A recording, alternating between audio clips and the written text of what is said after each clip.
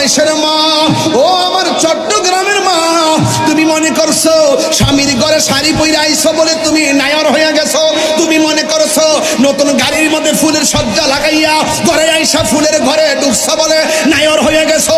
তুমি কি মনে করছো বাসর ঘরে ঢুকছো বলে নায়র হয়ে গেছো? তুমি কি বুঝো না তুমি যেইভাবে নতুন জামা পরছো, মৃত্যুর সময় তোমার গায়ে একটা জামা থাকবে, যেই জামার মধ্যে কোনো সেলাই থাকবে না, যেই জামার মধ্যে কোনো পকেট থাকবে না। তোমার কাপড় হলো 5টা, পুরুষের কাপড় হলো 3টা। এই 3টা কাপড় লাগাইয়া খাটের মধ্যে শুইয়া জানাজার ময়দানে যাইয়া একটা ঘরের মধ্যে ঢুকবা। এই ঘরে ডানে মাটি, এই ঘরে বামে মাটি, এই ঘরে সামনে মাটি, এই ঘরে পিছনে মাটি। ওই কবরটা হইলে তোমার আসল নায়রের ঘর।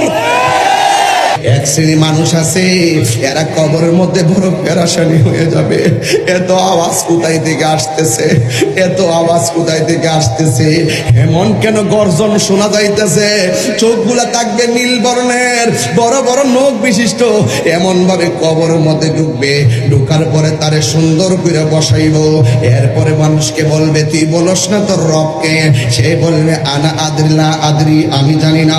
বলবে ওয়ামা দিনুকা, তোমার ধর্ম কি? সে বলবে লা আদ্রি, আমি জানি না। এরপরে বলবে ওয়ামা কুনতা তাকুলু ফি হাক্কি হাযার রাজুল, এই ব্যক্তিটাকে কই আমি তো চিনি না।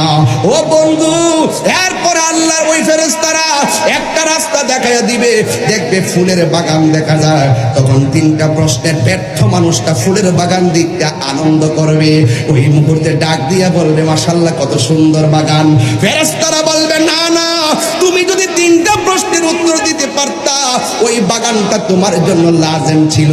তুমি 3টা প্রশ্নের উত্তর দিতে পারো নাই, বাস কবরের ভিতরে শুরু হয়ে গেল অন্ধকার, জাহান্নামের আগুন আপনাকে গ্রাস করবে। ও আমার 2000-এর বাবা, কি ভাষায় ওয়াজ বুঝাইতাম। এই জন্য রাত্র যেমন